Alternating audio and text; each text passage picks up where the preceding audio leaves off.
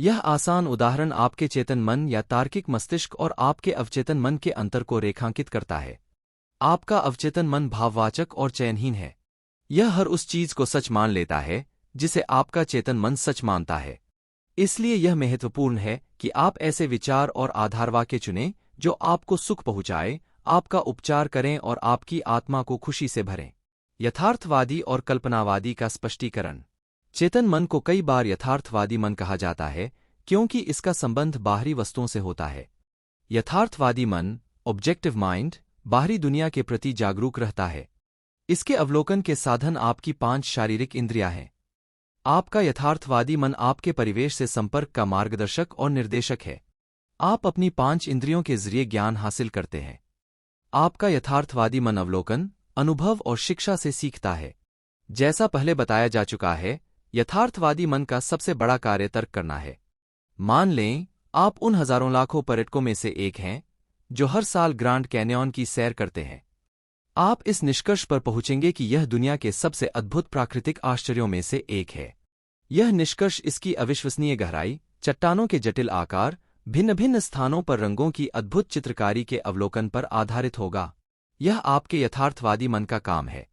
अवचेतन मन को अक्सर कल्पनावादी मन, सब्जेक्टिव माइंड, भी कहा जाता है। आपका कल्पनावादी मन अपने माहौल के प्रति जागरूक तो होता है, लेकिन शारीरिक इंद्रियों के माध्यम से नहीं। आपका अवचेतन मन अंतर्ज्ञान से महसूस करता है। यह आपकी भावनाओं का स्थान और यादों का भंडार है। आपका कल्पनावादी मन अपने उच्चतम कार्य तब करता है जब आपकी यथार्थवादी इंद्रियां काम न कर रही हों। दूसरे शब्दों में, जब यथार्थवादी मन शिथिल हो या उनीदी अवस्था में हो, तब कल्पनावादी बुद्धि सबसे अच्छी तरह काम करती है। आपका कल्पनावादी मन आंखों की इंद्रिय के बिना देखता है। यह अतीन्द्रिय क्षमता है।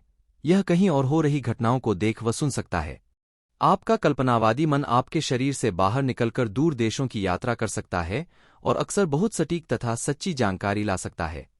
कल्पनावादी मन के माध्यम से आप दूसरों के विचार जान सकते हैं, बंद चिट्ठियों के मजमून पढ़ सकते हैं या कंप्यूटर डिस्क पर डिस्क ड्राइव के प्रयोग के बिना जानकारी भाप सकते हैं। जब आप अपने यथार्थवादी और कल्पनावादी मन की आपसी कार्यविधि को समझ लेते हैं, तो आप प्रार्थना की सच्ची कला सीखने की बेहतर स्थिति में पहुंच जाते हैं। अवचेतन मन चेतन मन की तरह तर्क नहीं कर सकता।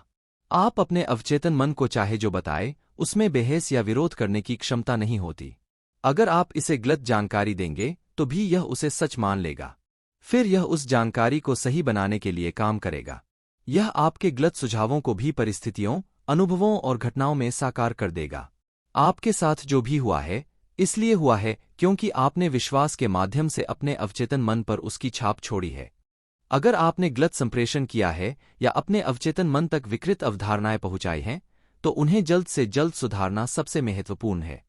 इसे करने का सबसे निश्चित तरीका अपने अवचेतन मन को लगातार सृजनात्मक और सद्भावनापूर्ण विचार देते रहना है। बार बार दोहराने पर आपका अवचेतन मन इन्हें स्वीकार कर लेता है। इस प्रकार आप विचार और जीवन की नई तथा ज्यादा अच्छी आदतें डाल सकते हैं, क्योंकि आपका अवचेतन मन आदत का स्थान है। आपके चेतन मन के आदतन विचार आपके अवचेतन मन में गहरे खांचे बना देते हैं।